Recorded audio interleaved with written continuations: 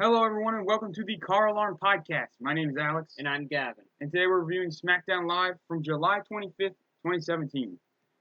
But first, I would like to mention that on our Battleground review, we forgot to talk about Rusev and John Cena's flag match. Oh dear. So I figure we can do that real quick. There was a couple things I kind of didn't like about it, Okay, go for it. besides the entire stipulation. All right. Okay, so when Rusev picked up the little stand from the American podium, Why not just throw it hit away? Cena with it and then set it back. Yeah, I just throw it away somewhere. Yeah, just throw it into the crowd. Mm-hmm. Or when the flag was right beside the podium, just take it and throw it. Yeah. That's what I was thinking the entire time. Just Okay. someone pick up the other dude's flag and throw it. I thought that, but the flag thing might be a little offensive to some people. It's two people who hate I each know, other. I know, but I agree with you. But you have to kind of look at it at WWE's standpoint. If they offend the whole country, that's not good. You know what I mean? Yeah. But I think the stand, he could have just thrown it randomly somewhere.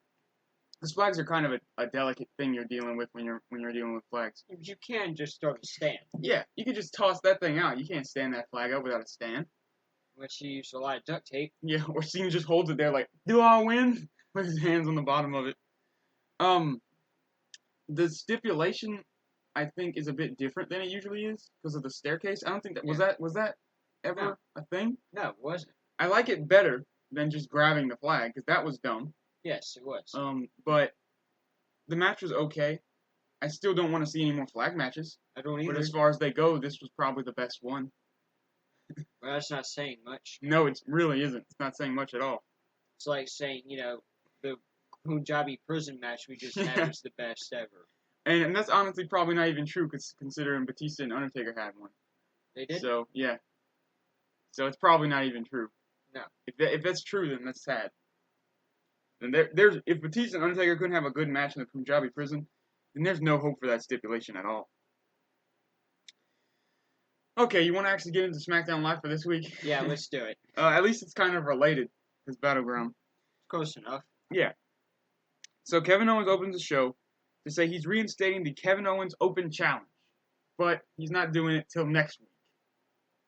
Because Washington, I don't remember where they were. I don't either. Well, whatever city they were in didn't deserve the U.S. Championship defense by Kevin Owens. AJ Styles interrupts to claim he deserves a rematch, and he wants it tonight, before Chris Jericho interrupts in his return, the great return of the mighty Chris Jericho, with a new hairstyle, by the way. I don't know if you noticed that.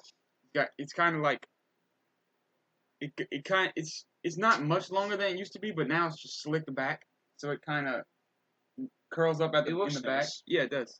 It's different enough. He used to have very long hair in the 90s and the early 2000s. Yeah, I know that. It was beautiful. Yes, it was. Jericho says he wants his rematch, so Shane McMahon interrupts all of them to say there will be a triple threat for the United States Championship later on in the night between Chris Jericho, AJ Styles, and Kevin Owens. Which right there already sounds amazing. Yes, it does. And the match proved that the U.S. title is the best championship on SmackDown. We'll get to the match later, but It really is. is The most important. Yep. The next segment is Shinsuke Nakamura versus Baron Corbin in a rematch from Battleground. This was a pretty good match. It went on for about 10 minutes. And Shinsuke ended up winning clean with a Kinshasa, as you would expect. And then there's nothing much to it. It kind of leads into a segment later on, but that's it, really. I like to point out how SmackDown Live, for some reason, is always better than its pay-per-views.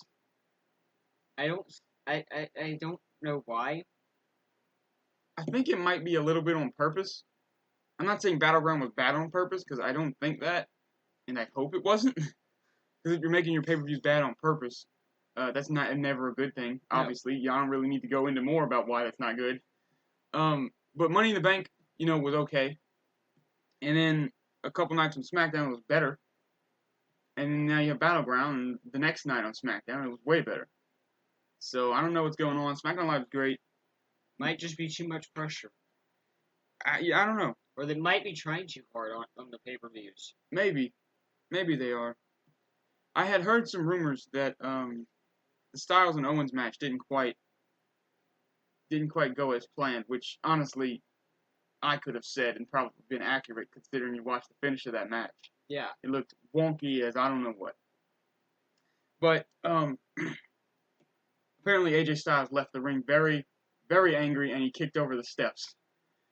So something probably happened. Something went wrong. Yeah. While the I think it was the Fashion X Files were playing, Styles was all angry, kind of rampaging around. So I don't know what to do with that, but that's information. The next segment was Becky Lynch and Charlotte versus Tamina and Lana. The match wasn't really much. It was, of course, just another women's tag match that happens every week. We need something other than tag matches, people. Yeah, we need like a storyline. More than one, please. And I have to give SmackDown Live credit because they're doing better than Raw. But, In everything. yeah, in everything. Except for the World Championship. Raw's got a better world title scene, I think, right now. With Joe, Lesnar, Reigns, and Strowman. And Well, I don't SmackDown know. Live's got Jinder. With what's we're gonna get into Yeah. later. It's gonna be picking up. Yes. Okay, we'll talk about it more later. We'll Yeah. get into it a little later. Okay, so Charlotte ends up pinning Lana with the natural selection, I believe her move's called, where she does a little flip. Yeah. After Lana tags herself in, causing Tamina after the match to walk away just in a fit of rage, and Lana's just sitting in the ring like, "Oh no, I did a bad." She's kind of just sad that and hopeful that Tamina won't actually kill her.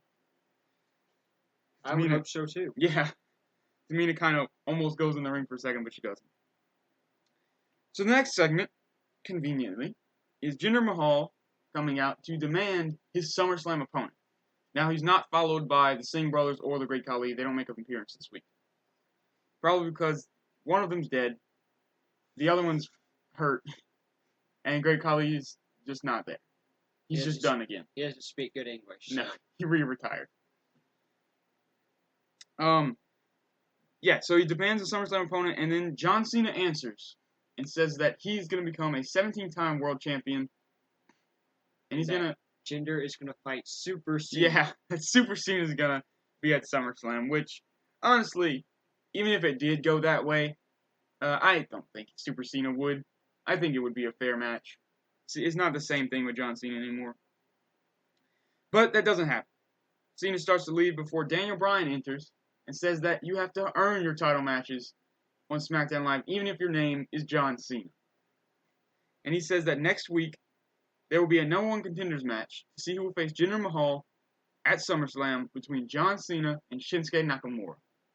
This is going to be an amazing match. Yes, it is. It's a match I've been waiting to see. I know you have. Shinsuke got to NXT. Yeah, you said it every time. And I don't disagree with you at all. Now back to the better title scene. Nakamura and Cena is going to be a great match, but whoever wins that is still facing Jinder Mahal. It's not going to be as good as the Fatal 4-Way at SummerSlam. Even if you get Shinsuke in there, even if Shinsuke calls 100% of the match, I don't think it'll be better than the Fatal 4-Way. It won't be. Because Jinder Mahal just isn't as good. He's not. He's just not on the level. He's a mid-carder. Yeah, he is. And you've got, in the Fatal 4-Way, you've got 4 main eventers. Mm-hmm. So, I mean... Even though Strowman's a bit premature, he's still not a mid-carder, just by looking at him and by his character that they've built so far. And the fact that he's been trying to kill Roman Reigns. Yeah, Roman Reigns tried to kill him. But, murder's okay in wrestling. As long as you come out the next night and say that you tried to kill him. Doesn't sound like it makes sense. If you try to fight someone, when it's not a match, you're going to get kicked out of the building. Yeah, you can't fight him when it's not a match, but you can drive him off a cliff. After the match. Yeah, during the match. Oh, no, it was after the match, yeah. Oh, what a mess. What a mess Roman Reigns is. Okay, but we're not on Roman Reigns because this is SmackDown Live. SmackDown Live don't do that Roman Reigns stuff. Nope, we got John Cena. And Shinsuke, and AJ, and Owens, and Zayn-ish, and a dream about Ty Dillinger in the Fashion Files, which there was not this week, but that's okay because we had it at Battleground. In the New Day. And the New Day. Forgot about them. They haven't done much yet, but a rap battle, which is pretty good. I liked it. Yeah, me too. Next segment and/or match: Mike Kanellis and Aiden English versus Ty Dillinger and Sami Zayn. Now, this was kind of I think this was the first appearance of Ty Dillinger since he lost clean to Jinder Mahal, and then he lost clean to Aiden English at Battleground. But Sami Zayn ended up hitting Mike Kanellis with a haluva kick, and Dillinger and Sami Zayn win the match. Not much of a tag. Well, I'm glad that Ty Dillinger actually got a win. Me too, even though it was kind of not really direct. But also, I'm a little sad that I heard, I think it was JBL that said, these two make a really good team. I was like, oh no, don't put them together as a tag team. They're too good on their own to be a tag team. Yeah. They would be a good tag team, sure. But they're so good on their own, and if they're put in a tag team, it's just gonna be because WWE doesn't know what to do with them. Well, I mean, that's what they did with Tyler Breeze and Fandango, and look where they are now. Yeah, but their characters aren't as strong. Ty Dillinger's like the most over guy, or at least he kind of was. He was like almost AJ Styles level, at least with chance. Maybe not in the minds of everyone, but yeah, he got as loud of a reaction. Everybody was hoping for Ty Dillinger, and now we don't even see him in the locker room. No, and Sami Zayn also one of those most over guys. In NXT, he was the most over guy. But with Tyler Breeze, he had a bit of a weird gimmick. You know, he just kind of had a selfie stick, and he was like Mr. Pretty Guy. And I don't know if that gimmick really would have worked well in the long term for Breeze on the main roster. You know, it's a lot of casual fans watching. It's not just NXT fans are a lot more accepting. Yeah. They're just like, oh yeah, wrestling, yep, all right, yeah, do it. And then they're just like, yeah, we'll cheer for you if we like you. But people on Monday Night Raw and SmackDown and stuff, they can get bored very easily if they're not the biggest fan of wrestling. They'll just be like, oh, this is stupid. I don't like them, boo. You know? Or they'll just be quiet, which is the worst thing. Yes. So yeah, it is. I just don't think Breeze, or I don't think Dillinger and Zayn, maybe later, I'll feel different if they're still doing nothing. I just don't think they should be in a tag team. I think they should stay singles wrestlers and be in mid-card championship feuds. Well, they're not going to be in mid-card championship feuds. Because we don't get that. Yeah. Why? Yeah, don't know, but, At least Sammy's booked better than he was on Raw.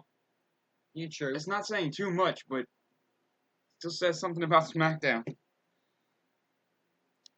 So the next segment is the New Day starting to make their entrance, and while Big E's saying, whatever town, I don't actually remember the opening that Big E does every week. I don't. I try to figure it, I'll just start saying it, and then it'll come to me. It didn't.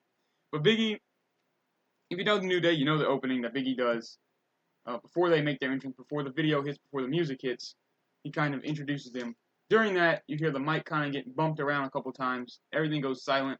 And then Kofi and Woods are kind of dragged onto stage and beaten down by the Usos. Big E comes out, tries to fight them, but they still get beaten down.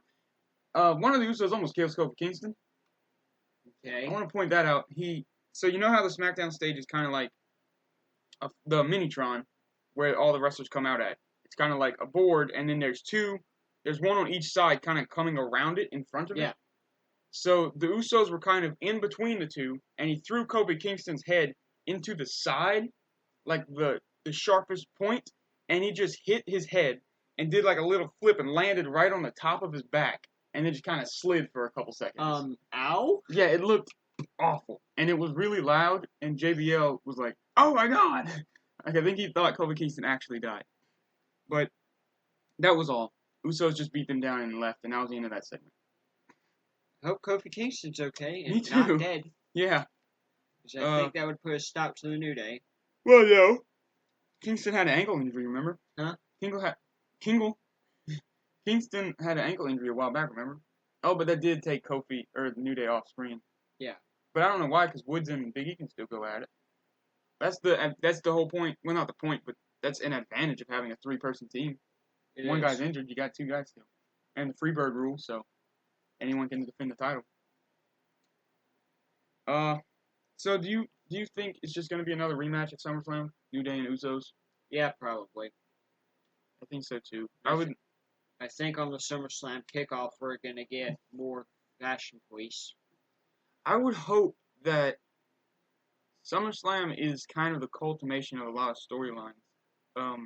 I guess not so much at this point because it's kind of a bunch of new storylines starting with Mahal and the women and stuff. But well, no, I guess that's the case because on Monday Night Raw you get Bayley, you get Joe, Lesnar, Strowman, Roman, all that good stuff. But I'd really like to see Tyler Breeze and Fandango fight for the tag championship. I feel like if there's any stage they should fight for it and win it, it would be at SummerSlam. I know maybe you don't want to take Usos just out of the picture, but maybe have a SmackDown Live triple threat for the tag titles too. Like we said, there probably might be on for Raw. Which honestly would be pretty cool. Yeah, I'd like that. Me too. And even if Breezango doesn't win, you can have the Usos get pinned, and you can have Breezango versus New Day at the next SmackDown Live pay-per-view. Which would be awesome. Yes, it would. The feud would be great between those. Unless they're doing some kind of surprise return or debut for Breezango to whoever attacked them. And that might culminate at SummerSlam. Probably the kickoff, honestly. But I'm going to watch it if that's the case. At least that match. Who do you think's going to be the culprit? I know we said it last week in Battleground, but I honestly don't know. Do you think it might be a team that's getting brought up from NXT? Who would it be? I have no idea. I haven't watched too much NXT lately. I've watched a little bit. I've seen Hideo Itami try to kill Oney Lorcan, and Oney Lorcan try to kill him. But past that, and I know that was a few weeks ago, several weeks ago, I haven't seen much. I haven't seen it in a while either. I think the Authors of Pain are still tag champions.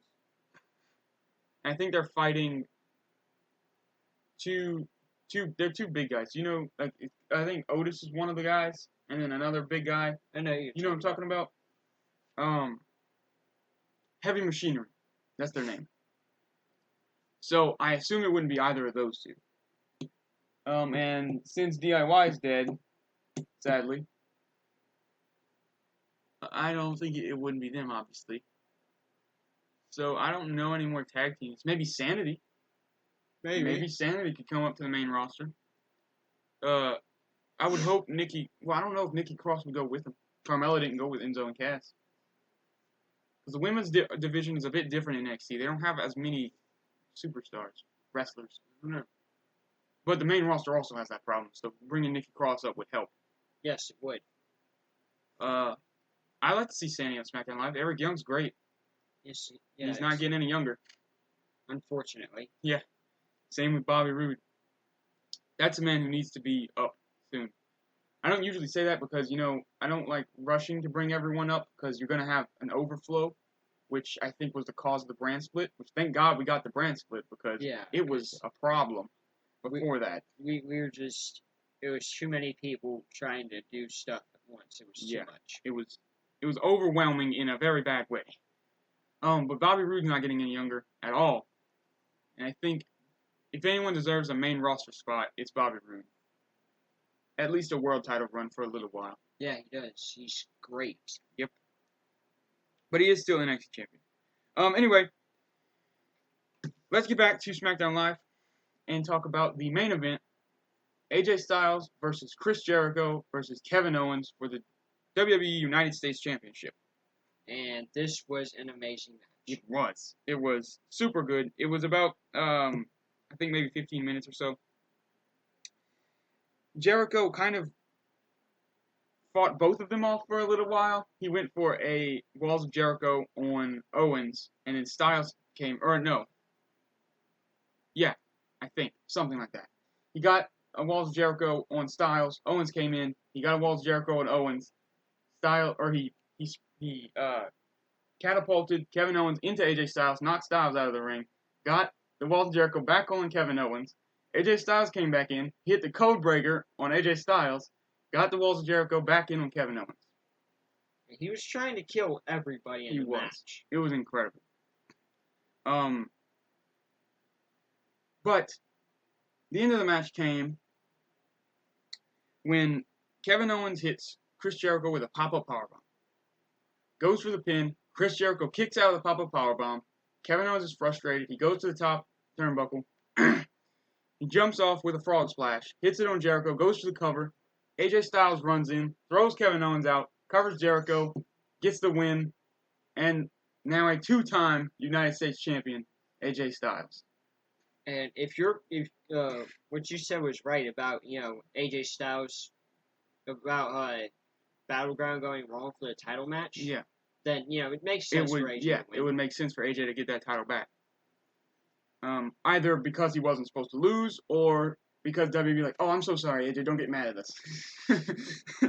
One of those two things I feel like is the case with this.